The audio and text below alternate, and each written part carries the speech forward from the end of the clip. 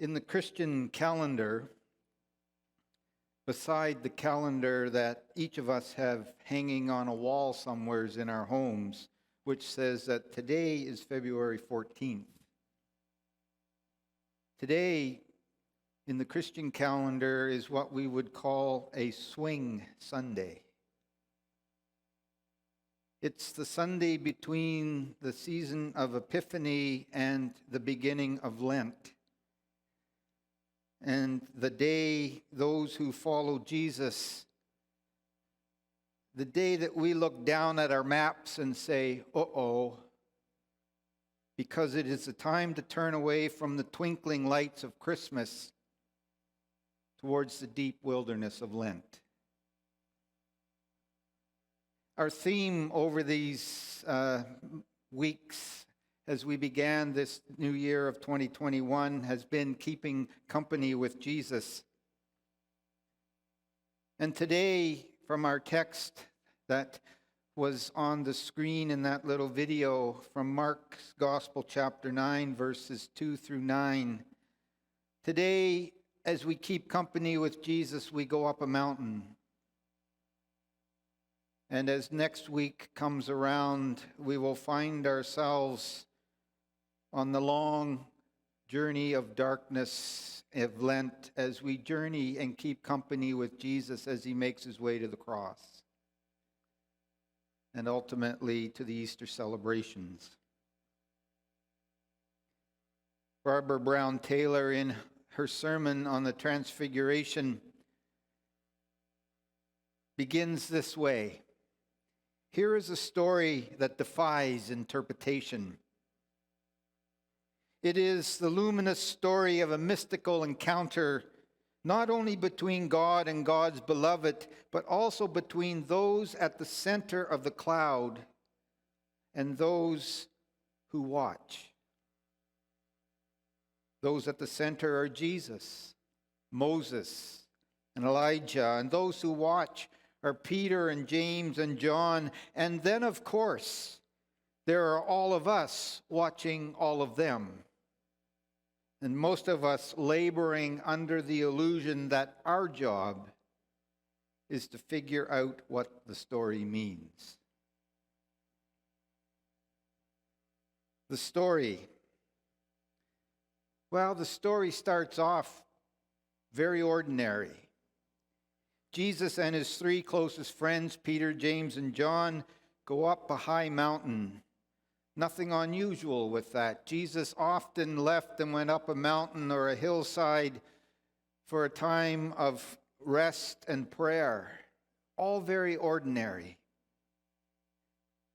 But from here on, ordinary ends. No sooner do they arrive than Jesus is suddenly transfigured. He glowed, we read. As the text has it, his clothes became dazzling white, such as no one on earth could bleach them. And we thought bleach was such a new invention. Not only out of the ordinary was this, but absolutely out of this world. Which, of course, is precisely what the story wants to convey to us. And if that is not out of the ordinary enough, two of faith's most honored heroes arrive and suddenly appear by Jesus. Moses is the great lawgiver, and Elijah is the prophet par excellence. The law and the prophets paying respect to Jesus, in whom both are brought together. This is both literally and figuratively a mountaintop experience. And no wonder Peter and James and John are terrified. Of course, a little terror never stopped Peter from speaking up. For a lack of any other ideas, all he can think about is putting up some tents. Maybe as shrines. Maybe he figured something good must be happening here. Maybe we should put a tent up so that we can stay a little longer. We don't really know. A big enough deal so far. But now this cloud descends and overshadows the mountain. And I think for many of us living here in the Okanagan, we can envision what that would have looked like, because many a day we look out and the mountaintops are enshrouded with a cloud, and yet we can see everything down below us. Or we see the clouds drifting by us if we're up high enough. But this cloud descends over the whole mountaintop, and the damp air closes in, and all of the world slips away into this grayness. And then the voice of God echoes around them, saying, "This is my Son, the beloved. Listen to him." Glowing face and clothes, visits from famous figures of the past, hovering clouds and heavenly voices. It's the stuff of movies. It was so extraordinary that when it was all over and Jesus and Peter and James and John began to make their way back down the mountain, Jesus told them to tell no one about what they had seen and experienced. When you think about it, that made sense. Who would have believed them anyway? Dead men coming back, voices out of clouds, a lighted figure so brilliant that nothing could describe it. But the three of them believed it. They had experienced it. They had seen it. They had been there. And these moments on the mountain would forever mark their lives and change the way they looked at everything. Mark tells us Jesus was transfigured. The Greek word that he used is the word we get our word metamorphosis from. Anyone who played as a child or had children, maybe some of you don't even remember this or never even experienced this, but there was a very famous toy created, and indeed many movies follow from this toy. The toy sort of general name was Transformers. You remember those probably, perhaps. But it was a figure that looked like kind of a robot, but then with a few twists it turned into a very mean-looking or fast-moving vehicle. And they had all different names, of course, and every child needed every one of them. That was the whole point behind toys, right? But the children understood the concept, perhaps, of transfiguration more than you and I. Jesus changed into the other identity. And in the Old Testament, brilliance and shining and bright light are used as indicators of the glory of God. And so Jesus, dazzling white, his clothes became, must have looked literally awesome. Melissa Bain Sevier, in her blog post, Contemplative Viewfinder, writes, "This is one of those Bible stories that makes me realize I am strange. On my better days, I read this the way the church has always read it, a story of the glory of God somehow displayed through Jesus in front of three of his closest friends just before they all head towards Jerusalem and the cross." That's it, of course. But on my less spiritual days, I am caught up in the laundry. Laundry isn't a household task I mind doing, but I'm not one of those people who can get rid of any stain. I have a couple of stain-fighting products I use, and if they don't work, I just resign myself to hereafter wearing the stained item under a sweatshirt or around the house. I don't often use bleach in the wash. And when I do, I typically use too much, and it actually yellows everything when I bring it out of the wash. So in this story, I read, "And his clothes became dazzling white, such as no one on earth could bleach them." And I imagine the Spirit standing before a washing machine that bears a sign for Jesus only, and pouring out of a bottle labeled Dazzle to get those robes that remarkable white color. I need some of that. The thing is that when I think of Jesus, I think of him as a kind of a dusty guy, walking through a town with kids hanging on him and touching him with their hands that have been making mud pies. I see him sitting on the ground, teaching, drawing pictures in the dirt. I see him dripping food on his clothes as he eats with his friends. Dazzling white, it just doesn't seem to fit. But maybe sometimes we need a little dazzle. Maybe those striking moments of calm, of enlightenment, of beauty, of peace, of pure joy, or overwhelming gratitude are just what we need. And when we come back down the mountain, we hope to remember that underneath all those dusty moments of reality lies a dazzling brightness. And all of it is holy.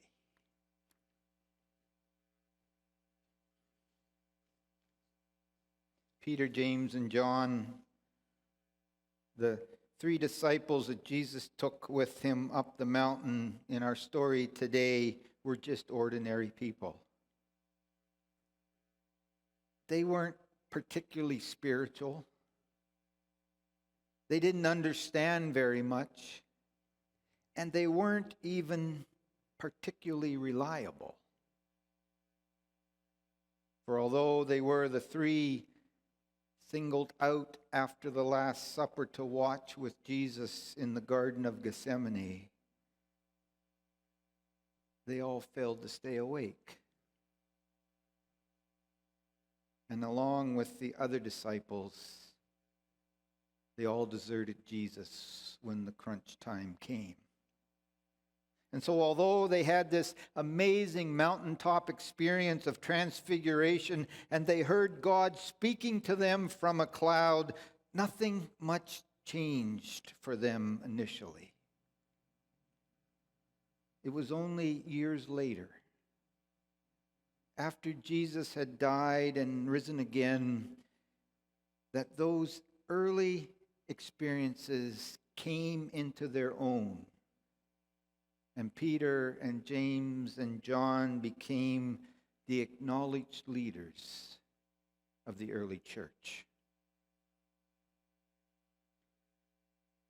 In a post this week, Anam Cara Ministries asked this question: have you ever been around someone who was glowing? Have you ever been around someone who was glowing? I don't know, maybe if you asked Kathy, she might say that yesterday morning I was glowing because I looked out my window, which I do a lot because there's lots of birds around. And there flew right past me and landed in the top of the cedar just a few feet away was a blue jay. Not a Canada jay, not a Stellar jay, but a blue jay, a bird from the East Coast. It was unbelievable. They are a beautiful bird. I was so taken with it, I had to go on the Birds of BC Facebook page and talk about it, and now I'm getting all kinds of spottings. Not a lot, but I was amazed. So dumbfounded I forgot to get my camera and take a picture. I just marveled in the moment. Maybe I was glowing, but perhaps you've experienced it being around somebody when they're pregnant or they're in love or somehow more connected to their purpose in life. But something about them just poured out of life and beauty in a way that isn't a regular way that we see people in their everyday life. These are times that the person knows just how deeply they are loved or how deeply they love. They are living more fully into the glorious truth of themselves. Up on that mountainside with his friends, Jesus' Father announces, we've heard this once before at his baptism. This is my Son, whom I love, whom I have chosen. Listen to him. Now surely the lighting glow of Jesus' clothing and the changed appearance of his face was something more than a son who knows that his Father is proud of him. But couldn't that be part of it? Jesus is communing with God in prayer and then suddenly hanging out with long-dead prophets. And something about this moment allowed his real divine glory to be revealed. Now his everyday humanity was just as truly himself. But this day, we catch a glimpse of the more and his connection with divine life and divine love is more obvious. Climbing the mountain with Jesus means coming upon beauty that takes away our breath, writes Eugene Peterson. Keeping company with Jesus involves contemplating his glory, listening in on this vast intergenerational conversation consisting of law and prophet and gospel that takes place in Jesus.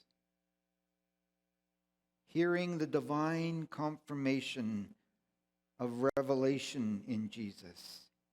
And when God's Spirit makes its appearance, we recognize the appearance as beautiful. Jesus transfigured.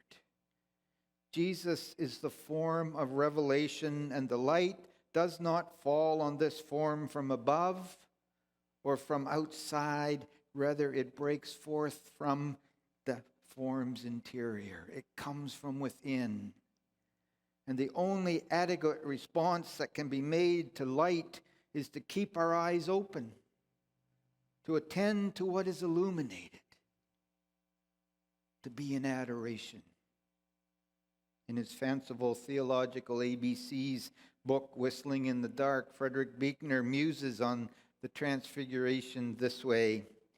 In the Transfiguration, he writes, it was the holiness of Jesus shining through his humanness. His face so afire with it that they were almost blinded. And even with us, something like that happens once in a while. The face of a man walking his child in the park, a woman picking peas in the garden, or sometimes even the unlikeliest person listening to a concert, say, or standing barefoot in the sand, letting the waves roll over their toes. every once and so often, something so touching, so incandescent, so alive transfigures the human face that it's almost beyond bearing. When I read that, in one sense, Buechner here is maybe rendering the actual transfiguration of Jesus a bit too mundane, a bit too much like what would happen to you or I on most any given day. But on the other hand, he may be onto something. Even on all kinds of days when the disciples and Jesus were by no means having a mountaintop experience, and there were many days in which there were no mountaintop experiences for Jesus and the disciples.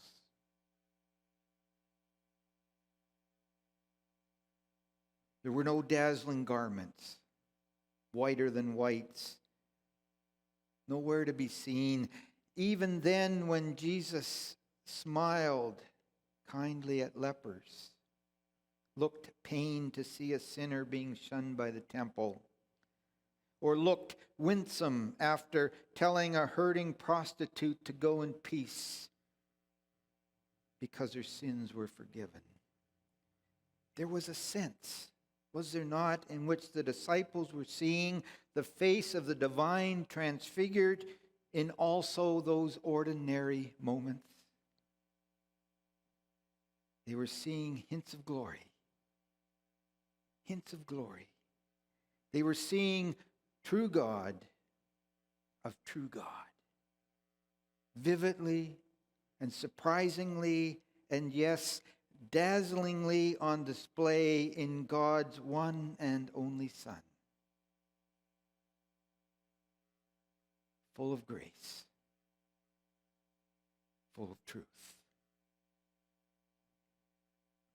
Now today, some folks, and maybe you have experienced them.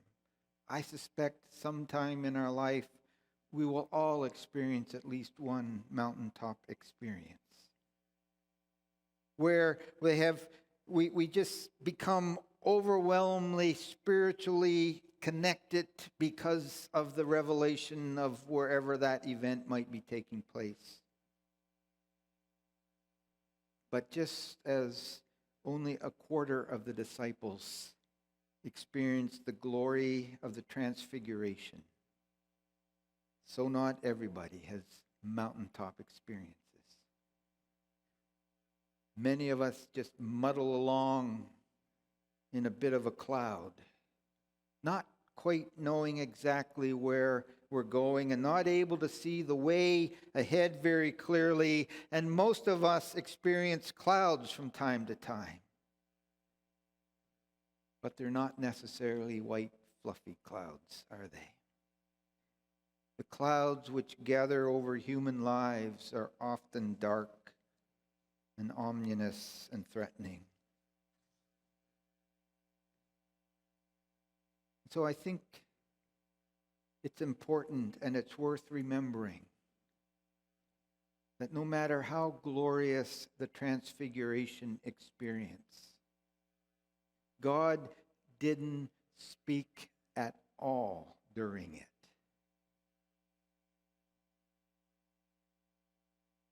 There were no voices during that dazzling display. God spoke afterwards from the cloud which followed it and which overshadowed all that were there.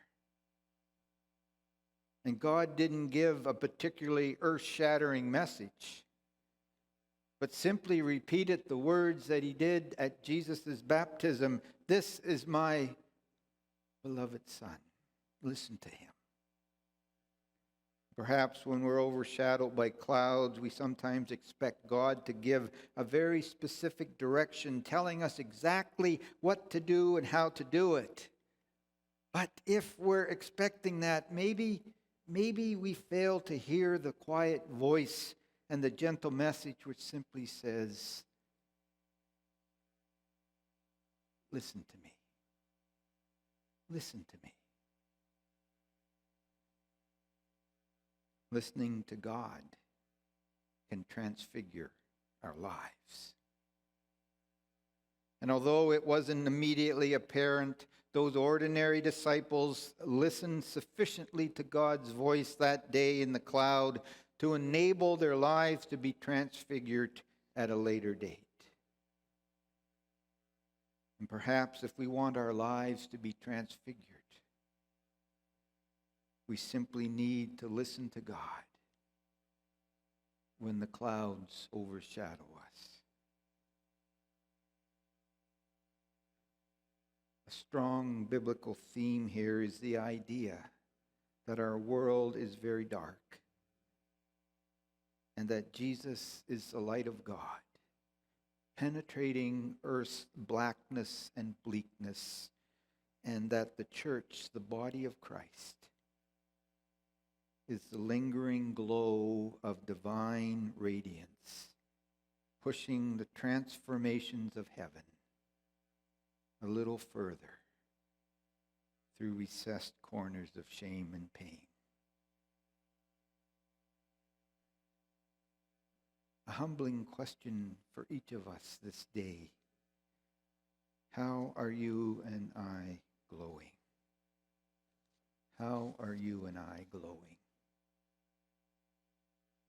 Tony Campolo once told of a friend of his who was walking through the midway of a country fair when he met a small gal, and she was carrying one of those great big humongous fluffy cones of cotton candy,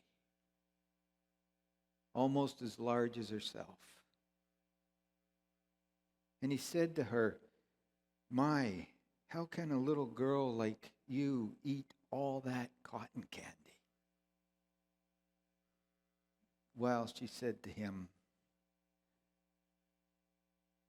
"I'm really much bigger on the inside than I am on the outside."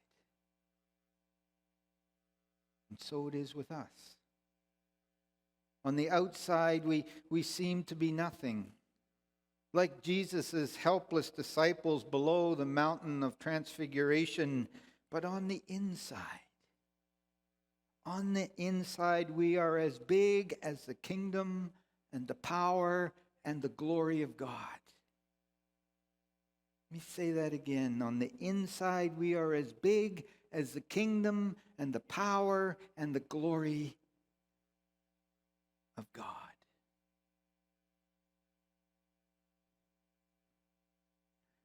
Barbara Brown Taylor closes that sermon with these wonderful words. Here, she writes, is a story you can take with you when you go. It tells you that no one has to go up the mountain alone. It tells you that sometimes things get scary before they get holy. Above all, it tells you that there is someone standing in the center of the cloud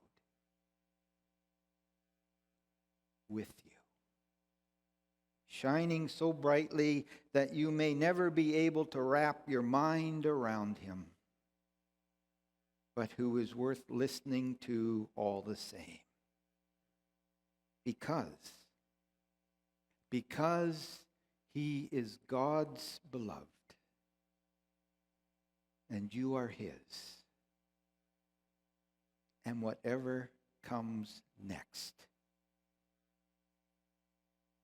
you are up to it. Let us pray.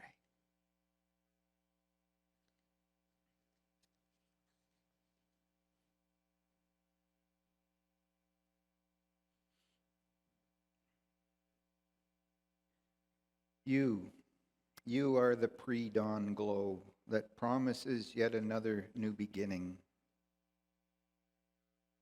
You are the still dusk that brings rest to a weary world. You are the prophecy of God's life-giving word inscribed in our hearts. You are the law that finds its fulfillment in love. You are the mountain where the presence of God blazes and burns. You are the valley where the face of God peeks out from suffering eyes. You are the glory that we long for, the whispered rumor of a different order, the shining one who transfigures all things. You are the one we worship. Amen.